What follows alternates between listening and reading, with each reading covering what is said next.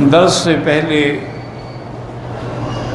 میں اپنے تمام احباب کا، اصحاب کا، طلباء کا، علماء کا، اصحاب مدارس کا، مہربانوں کا شکر گزار ہوں کہ انہوں نے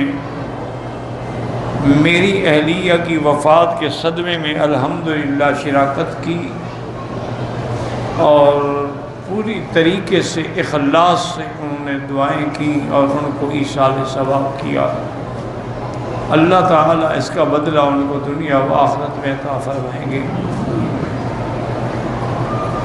یعنی میں خود سچی بات یہ ہے کہ میں سمجھتا ہوں کہ یہ میری بیوی کی نیکیوں کا بدلہ ہے، خدمات کا بدلہ ہے کہ بچپن سے لے کر موت تک اس نے طلباء کی، علماء کی، حجاج کی، مہمانوں کی خدمت کی اور 50 آدمیوں کا کھانا اکیلے پکا کے ان کو کھلانا، تقسیم کرنا۔ اور پھر میرا ساتھ تو اس کا بچپن کا ساتھ ہے، ہم تو کٹھے کھیلے ہیں، میرے چاچے کی بیٹی تھی، یعنی ہمارا بچپن ہی کٹھے گزرا۔ تقریباً یوں سمجھیں کہ 70 سال کی رفاقت جو ہے میری ٹوٹ گئی۔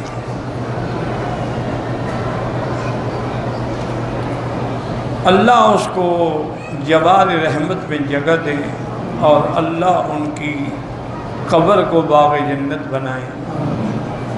ابھی میں درس میں بیٹھا تھا تو درس سے پہلے مجھے ٹیلی فون آیا ہے کہ بہت بڑے بزرگ ہیں، اللہ ان کو سلامت رکھے۔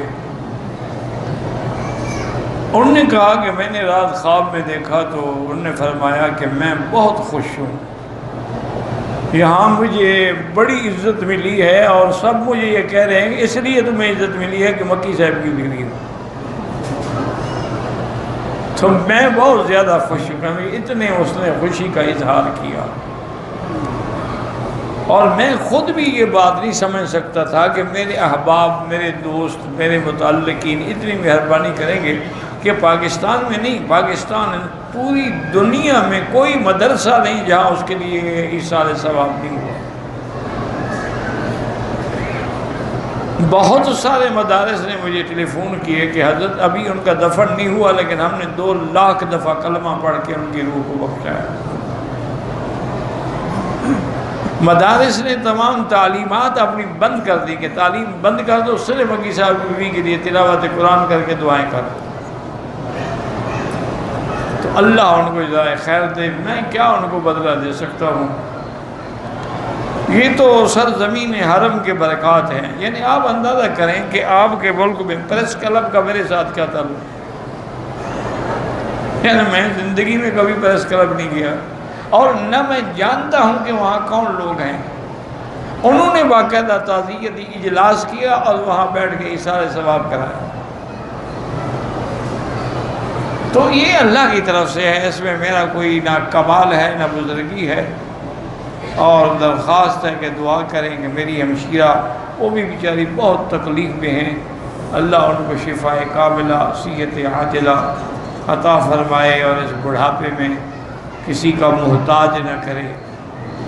انہوں نے بھی بڑی خدمت کی ہے، تصور نہیں کر سکتے ہیں آپ۔ ابھی اسی رمضان میں میری بیوی بھی اور میری ہمشیرہ بھی دونوں معذور ہیں، ویل چیئر پہ ہم لاتے تھے، وہ تراویح پڑھنے کے لیے حرم آتی تھی۔ اچھا، تراویح ختم کر کے پھر مسجد میں پہنچاؤ، ہم تہجد بھی پڑھیں گے، اور ویل چیئر پہ ہیں، دونوں ویل چیئر پہ۔ تو یہ جس کو اللہ چاہے، ایسے بھی لوگ ہم نے دیکھے ہیں جن کو قرآن پڑھنا نصیب ہی نہیں ہوتا، سننا بھی نصیب نہیں ہوتا۔ میں نے کئی لوگوں کو دیکھا، تراویح کھڑی ہے، نماز ہو رہی ہے، وہ سو گئے۔ کسی نے کہہ بھی دیا تو کہ جی ہم مسافر ہیں، مسافر کے لیے تو فرض نماز میں بھی قصر ہے۔ اللہ کے بندے، مسافر ہونے پر ہمارا عقیدہ ہے کہ مسافر کے لیے قصر ہے، مسافر کے لیے روزہ نہ رکھنے کی رعایت ہے، اس میں کوئی شک نہیں۔ لیکن آگے آپ نے نہیں پڑھا قرآن کہ وَأَن تَصُومُوا خَيْرٌ لَكُمْ، اگر روزہ رکھو تمہارے لیے بہتر ہے۔ یعنی سفر میں روزہ نہ رکھنے کی اجازت ہے، یہ نہیں حکم ہے کہ بالکل نہیں رکھنا۔ لیکن حکم آگے یہی ہے کہ اگر رکھو تو تمہارے لیے بہتر ہے، کیونکہ پھر رمضان تو نہیں ملے گا نا، قضا کرو گے تو کسی دوسرے مہینے میں کرو گے، رمضان کے برکات و ثمرات تو نہیں ملیں گے۔ تو اسی طریقے سے الحمدللہ ثم الحمدللہ۔ اور پھر تھوڑا سا اگر آپ ذہن پہ زور دیں، سفر تو میرے مدنی کا تھا کہ اونٹنیوں پہ سفر ہوتا تھا، گھوڑوں پہ سفر ہوتا تھا، یعنی 8 دن کے بعد حضور مدینہ پاک سے مکہ پہنچتے تھے، آپ تو 3 گھنٹے میں پہنچ جاتے ہیں۔ اور تپتی ہوا صحرا، ریت ہے، لو چل رہی ہے، نہ درخت ہے، نہ کوئی منزل ہے، نہ ٹھکانہ ہے، اسی میں سفر ہو رہا ہے، اور کپڑے ایسے لٹکا دیے تو بس وہ ایک قسم کا چھت بن گئے۔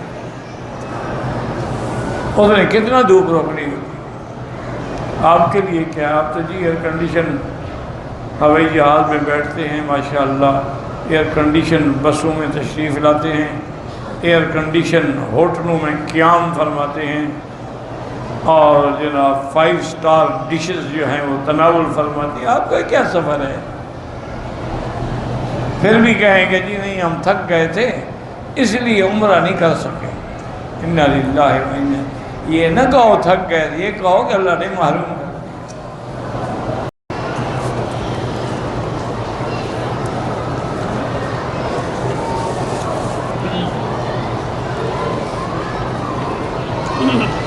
بغیر وضو کے تفسیر پڑھ سکتے ہیں، قرآن نہ پڑھیں، چونکہ قرآن کے پڑھنے کے لیے ضروری ہے کہ وضو۔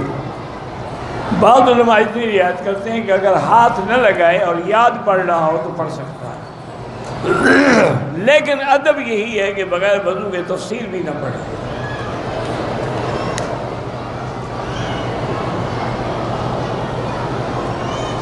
ایک مکے میں کسی کی فوتیدگی ہو گئی، ایک بندہ تعزیت کے لیے مدینے سے آیا بغیر احرام کے، انشاءاللہ جرمانہ نہیں ہوگا، ورنہ مسلک حنفی تو سخت ہے، وہ کہتے ہیں کوئی بھی حالت ہو احرام باندھے۔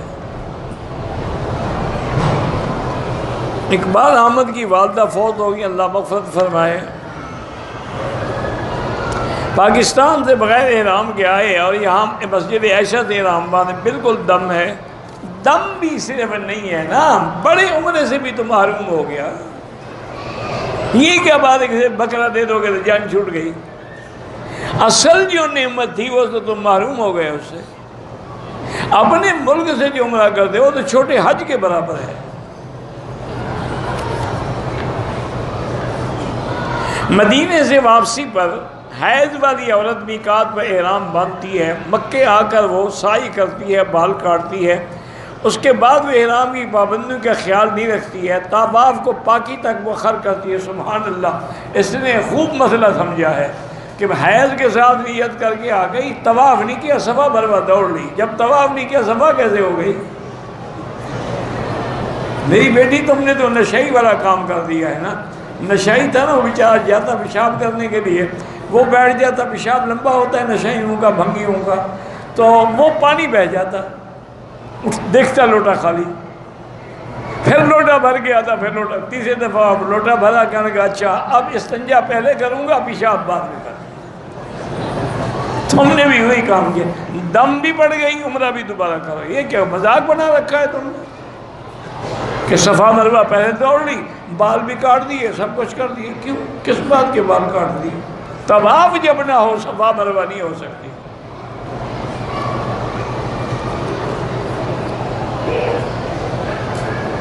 میں آپ کا درس سنتا ہوں، عمل کے لیے دعا کر اللہ سب کو، مجھے بھی آپ کو بھی اعمال صالحہ کی توفیق دے۔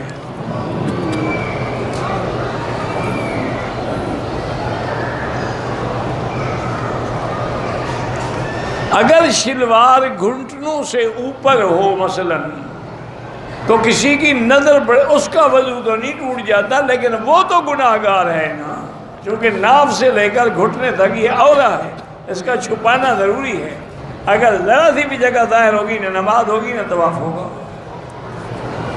دیکھنے والے کا وضو کیوں ٹوٹ جائے، تیرا ٹوٹے۔ مسجد عائشہ سے عمرہ ہو سکتا ہے، عورت کا بھی مرد کا بھی، عمرہ کرتے وقت عورت زیور پہن سکتی، بالکل پہن سکتی ہے، کوئی منع نہیں، لیکن جتنا تواضع کرے گی زیادہ بہتر ہے۔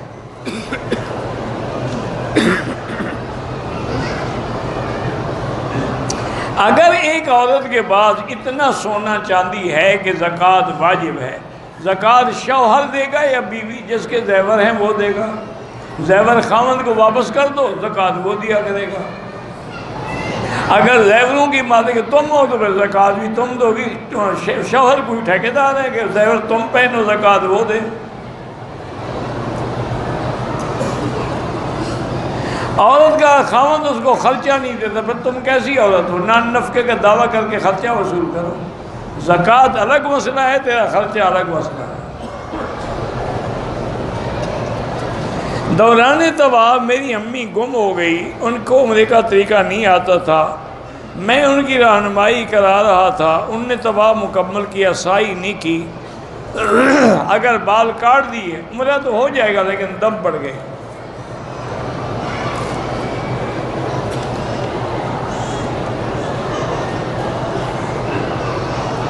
میں نے بال کٹوائے، چلو کٹوائے ہیں تو ٹھیک ہے، آئندہ پورا سر پہ بسترا پھروایا کرو۔ اگر سود کی رقم ہے تو اس کو کسی بھی غریب کو بغیر نیت ثواب کے دے دو، کیونکہ اگر تم نہیں لو گے تو بینک والے تو بڑے مگرمچھ ہیں، وہ تو اور کھا جائیں گے، ان سے تو لے لو نا کم سے کم۔ اس کے بعد یہ ہے کہ جیسے مسجدوں کے حمام خراب ہیں، لیٹرین خراب ہیں، وہ بنوا دو، یا اور کوئی غریب مستحق آدمی ان کو دے، لیکن ثواب کی نیت ہے، ثواب حلال پہ ہوتا ہے، حرام پہ نہیں ہوتا۔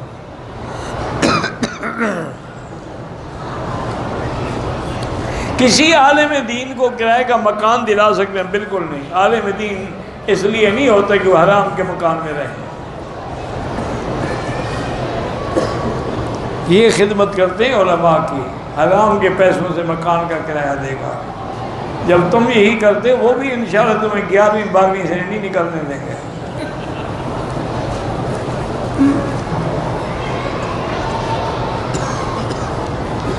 نکاح سے پہلے دولہے یا دلہن کو مہندی لگانا، دلہن کو تو لگا سکتے ہو، دولہے کو لگانا جائز نہیں ہے۔ نکاح میں شادی میں ڈھول کے بغیر گانا وغیرہ گا سکتی ہے؟ نہیں گا سکتی ہے، اگر کوئی اسلامی نعت ہے تو وہ پڑھ سکتی ہے۔ اگر ڈھول یہاں دف بجائی جائے تو وہ جائز ہے۔ نہیں، مجھے آج تک سمجھ نہیں آئی مسئلہ۔ میرا بھائی گزارش یہ ہے کہ یہ ڈھول یا گانا بجانا، گھوڑا، مہندی، لوہے کے بیت، گلے میں سرخ دھاگے، یہ سنت ہے یا ہندوؤں کی رسمیں ہیں؟ اس کا تمہاری اسلام سے کیا تعلق؟ اچھا، اگر شادی ان کی ہو رہی ہے تو ڈھول بجانے والے کو کیا خوشی ہے؟ ابھی پیسے لینے کے لیے ڈھول بجا رہا ہے۔ انا للہ و انا الیہ راجعون۔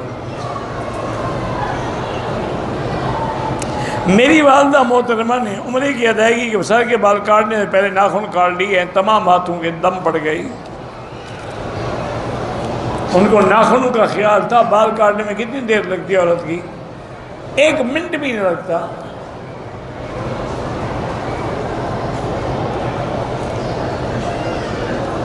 یہ چوتھے دفعہ وہی ایک ہی سوال ہے۔ بھینس کی قربانی ہو سکتی ہے، بھینس کا دودھ پی سکتے ہو، قربانی کیوں نہیں ہو سکتی؟ نہیں، بھینس کا دودھ پیتے ہو، مکھن کھاتے ہو، گھی کھاتے ہو، بھینس کیوں حرام ہو گئی کہ قربانی نہیں ہو سکتی؟ بھینس گائے کی طرح ہے۔ قربانی کے جانور میں عقیقے کا حصہ رکھا جا سکتا ہے۔ مسجد عائشہ گئے، بغیر احرام کے واپس آ جائیں، کوئی بات نہیں۔ میقات پہ اگر جائیں گے، جیسے مدینہ منورہ ہے، طائف ہے، پھر بغیر احرام کے نہیں آ سکتے۔ نفلی طواف میں اگر حتیم میں داخل ہو جائیں طواف باطل ہو گیا، طواف دوبارہ کرو۔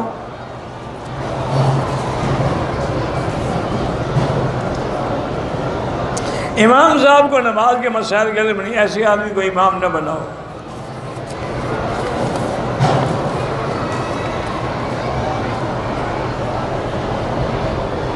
مجھے مفلس ہونے کا ڈر رہتا ہے، کس چیز سے؟ پیسوں کے افلاس کا ڈر ہے یا نیکی کے افلاس کا ڈر ہے؟ اور اگر پیسوں کا افلاس ہے وہ تو اللہ فیصلہ کر چکے، یبسط الرزق لمن یشاء ویقدر، جتنا چاہے بڑھائیں جتنا چاہے گھٹائیں، تیرے فکر کرنے سے کیا ہو جائے گا؟ ہر عمرے کے بعد حلقہ ضروری ہے، چاہے 2 دن کیا روز بھی کرے اس طرح پھروائے گا۔ جمعہ کی پہلے 4 سنتیں، 2 فرضیں، اس کے بعد پھر 4 سنتیں۔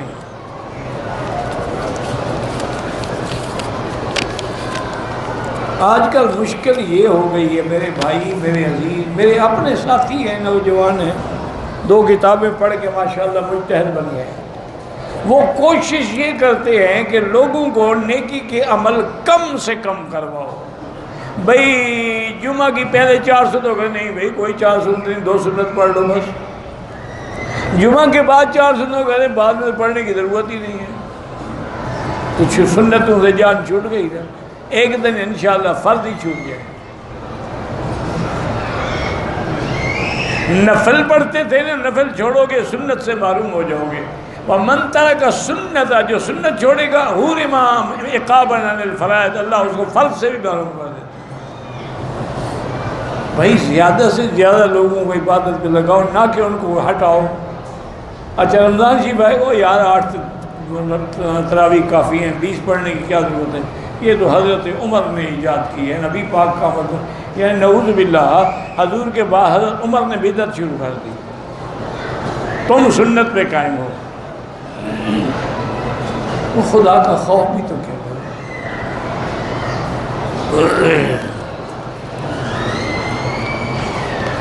ابھی آگے دن پڑھ رہا تھا، کسی نے کہا کہ جی پگڑی اگر باندھی ہوئی ہے تو مسح کرنے کے لیے پگڑی کے اوپر مسح کر لو، المسح علی الامامۃ، پگڑی پر مسح کرنا۔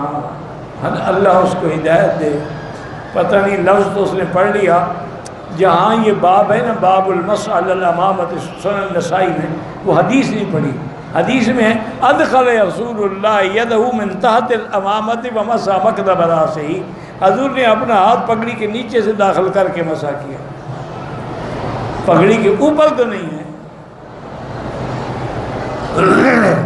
اچھا ہے یہ بادشاہ لوگ، اللہ ہدایت دے، پگڑی پر مسح کرنا جائز ہے، نماز سر ننگی پڑھنی ہے۔ اب اس کا کیا کریں؟ دعا کرو اللہ ان کو ہدایت، ان کو شوق تو دین کا ہے لیکن پٹڑی سے اترے ہوئے ہیں۔ پاکستان میں عمرے کی غرض سے آئی، حیض ہو گیا، 10 دن سے بھی زیادہ ہو گئی، حیض جاری ہے، 10 دن کے بعد کوئی حیض نہیں ہوتا، غسل کرے، طواف کرے، نماز پڑھے، عمرہ کرے، سب کچھ کرے، زیادہ سے زیادہ حیض 10 دن ہوتا ہے۔ ہم جدے کے رہنے والے ہیں، مکے سے بکرا 150 ریال میں خرید کر لے جاتے ہیں، وہ گوشت دم کا ہوتا ہے، دم کا گوشت خریدنا بھی حرام، کھانا بھی حرام، کھلانا بھی حرام، وہ نہ خریدا کرے، یہی ہوٹل پہ کھلا رہے ہو۔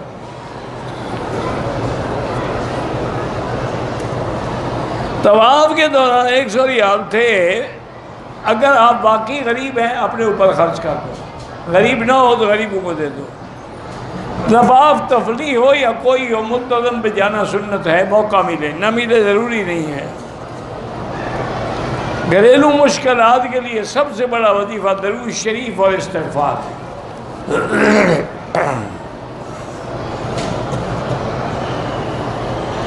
عمرے کے اجتباع جو ہے، کندھا نکلا وہ 7 چکروں میں، رمل 3 چکروں میں، شادی سنت ہے یا فرض ہے؟ نوجوان جس کو زنا کا خطرہ ہو اس کے لیے تو فرض ہے۔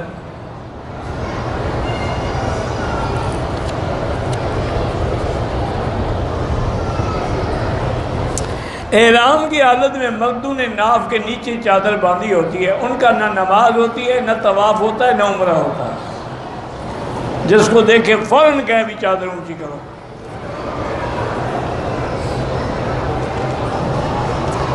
طواف کیا، صفا مروہ کے 4 چکر لگایا، وضو ٹوٹ گیا، باقی 3 چکر بغیر وضو کے لگایا، کوئی حال نہیں، ٹھیک ہو گیا۔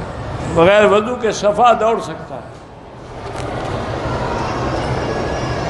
تقلید کے بغیر تو کوئی گزارے ہی نہیں ہے۔ تقلید ہی تو ہے اہدنا الصراط المستقیم، تقلیدی تو ہے فَاسْأَلُوا أَهْلَ الذِّكْرِ إِن كُنتُمْ لَا تَعْلَمُونَ، تقلیدی تو ہے اولئک الذین ھدی اللہ بہداہ مقتدی، تقلیدی بغیر تو کوئی چارہ ہی نہیں ہے نا۔ ہمیشہ یاد رکھو دنیا میں یا آدمی مقام مجتہد ہوگا یا مقلد ہوگا، تیسری قسم کوئی نہیں۔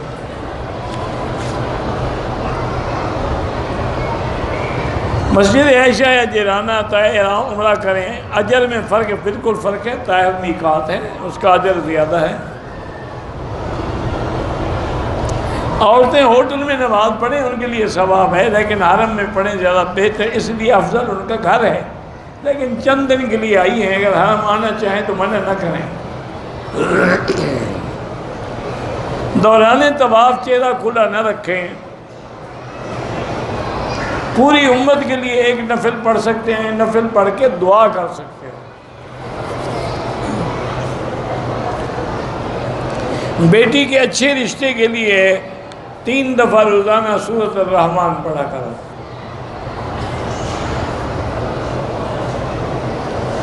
فلائٹ کا ٹائم اگر صبح کے وقت یا عصر کے بعد ہوتا ہے تو نفل نہیں پڑھ سکتے، نفل نہ پڑھیں، بغیر نفل کی نیت کرنا۔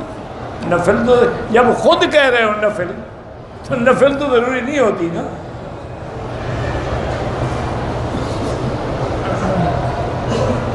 احرام باندھنے سے پہلے اگر سہولت ہے تو غسل کر لو، ورنہ کوئی ضروری نہیں۔ بار بار عمرہ کریں یا زیادہ طواف کریں۔ مدینے سے احرام باندھ کے آیا، بجائے اس طرح کے مشین سے بال کتروائے، کوئی بات نہیں، ٹھیک ہو گیا، کتروائے تو ہے نا سارے سر کے۔ بھئی 10 دن کے بعد حیض نہیں ہوتا، حیض کی مدت قلیل جو ہے وہ 3 دن ہے، اور زیادہ سے زیادہ 10 دن ہے۔ 10 دن کے بعد اگر خون آ رہا ہو پھر بھی وہ وضو کرے، غسل کرے، نماز پڑھ سکتی ہے۔ بال مشین میں آئے نہیں تو پھر دم ہے، اگر مشین میں آئے نہیں تو کتروائے کیا ہے؟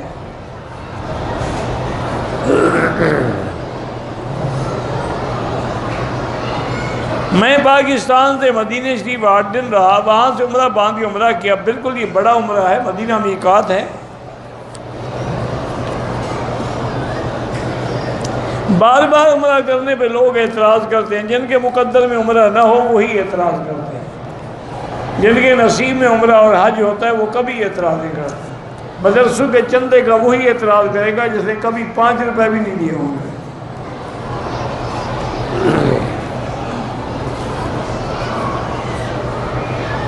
اللہ کے راستے میں نکلے 49 کروڑ کا ثواب ملے گا، اللہ ہو سکتا ہے اس سے بھی زیادہ دے دے۔ حتیم میں طواف کے 2 رکعات واجب بالکل پڑھ سکتے ہیں۔ ذی الحج کے پہلے 10 دن جو ہیں جنہوں نے قربانی کرنی ہو ان کے لیے افضل ہے کہ ان دنوں میں ناخن نہ کاٹیں، زیر ناف بال نہ کاٹیں، حجامت نہ بنائیں، پہلے تیاری کر دیں۔ اگر ہو تو کوئی بات نہیں ہے، لیکن افضل یہی ہے کہ نہ کاٹیں۔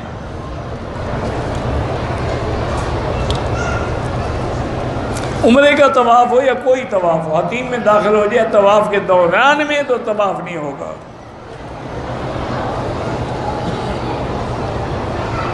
ایک آدمی عمرے کے دوران طواف اور صفا کے بعد حلق نہیں کرایا تھا، احرام اتار، لیکن حلق کرایا ہے تو کوئی دم نہیں کرایا تو پھر دم ہے۔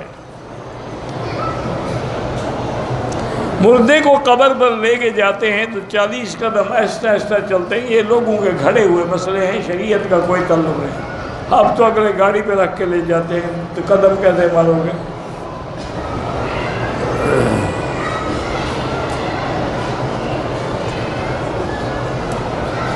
پتہ نہیں کیا ہے جی، یوٹیوب سے کمائی کر سکتے ہیں، اچھا کام ہو تو کر سکتے ہو، گندے کام ہو تو نہیں کر سکتے۔ میں نے احرام کی حالت میں داڑھی میں خارش کی تو کوئی بال گر گیا، کچھ نہیں ہوتا۔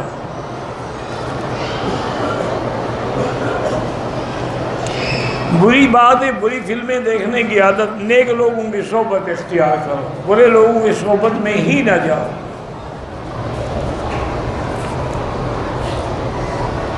حجر اسود کو بوسہ دینے میں دھکم پہل ہوتی ہے، چیخیں نکلتی ہیں، بالکل ناجائز ہے۔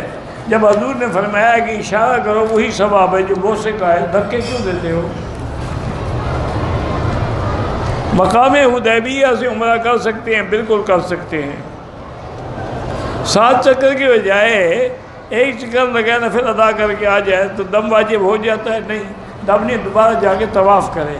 7 چکروں سے کم طواف نہیں ہوتا کہ ایک چکر کا طواف ہو گیا۔ اگر مدینہ منورہ سے احرام باندھ کے آئے، اپنی بلڈنگ میں پہنچ کے غسل کر لیا، کوئی بات نہیں، لیکن شرط یہ ہے کہ خوشبو والا صابن نہ ہو۔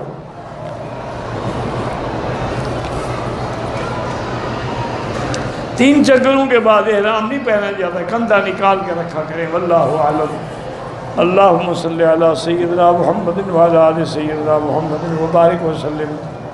یا اللہ یا اللہ یا اللہ یا رحمان یا رحیم یا حی یا قیوم یا ذی الجلال والاکرام یا الہنا الہ کل شیء الہا واحدا لا الہ الا انت اللہم انت المیسر لکل یسیر وانت علی کل شیء قدیر یا لطیف الطف بنا فی تیسیر کل یسیر فإن تیسیر کل عسیر علیک یسیر اللہم یسر امورنا و امور اولادنا و اولاد اولادنا و اخواننا و بناتنا و اصحابنا و امور من اوصانا و استوصانا و امور المسلمین برحمتک یا ارحم الراحمین اللہم انصر الاسلام والمسلمین وہم حوزت الدین اللہم اذل الشرک والمشرکین اللہم احفظ سائر بلاد المسلمین هذا البلد الامین فاجعل آمنا مطمئنا سخاء رخاء الى یوم الدین برحمتک یا ارحم الراحمین اللہم اشفنا واشف مرضانا وارحم موتانا واستجب دعاءنا ولا تخيب رجاءنا برحمتك یا ارحم الراحمین۔ یا اللہ بیماروں کو شفا عطا فرما، یا اللہ بیماروں کو شفا عطا فرما، یا اللہ ہماری ظاہری باطنی روحانی جسمانی بیماریاں پریشانیاں دور فرما، یا اللہ بے حیاؤں کو حیا عطا فرما، بے اولادوں کو اولاد صالح عطا فرما، یا اللہ جن کے گھروں میں بچیاں ہیں ان کے رشتے آسان فرما، یا اللہ بے روزگاروں کو روزگار عطا فرما، قرض داروں کے قرض عطا فرما، یا اللہ پوری دنیا میں جہاں مساجد ہیں، مدارس ہیں، دین کے مراکز ہیں، ادارے ہیں، ان کی حفاظت فرما، دین کے کام کرنے والوں کی حفاظت فرما، یا اللہ تمام مساجد اور مدارس اور علماء حقہ کی قدم قدم پر حفاظت فرما، یا ارحم الراحمین ہمیں مانگنا بھی نہیں آتا بغیر مانگے عطا فرما، یا اللہ جو ہمارے اقارب ارحام مسلمان حضور کی امت فوت ہو گئی ان کی قبروں کو باغ جنت بنا، اللہم ارحم امت محمد صلی اللہ علیہ وسلم، اللہم اغفر امت محمد صلی اللہ علیہ وسلم، اللہم استر امت محمد صلی اللہ علیہ وسلم، اللہم اجبر امت محمد صلی اللہ علیہ وسلم، اللہم استرنا بسترک الجمیل، اللہم استر عوراتنا آمن روآتنا خفر لوآتنا ربنا تقبل منا انک انت السمیع العلیم وتب علینا انک انت التواب الرحیم وصلی اللہ تعالی علی خیر خلقہ سیدنا محمد وعلی آلہ وصحبہ اجمعین اللہم صلی علی سیدنا محمد وبارک وسلم۔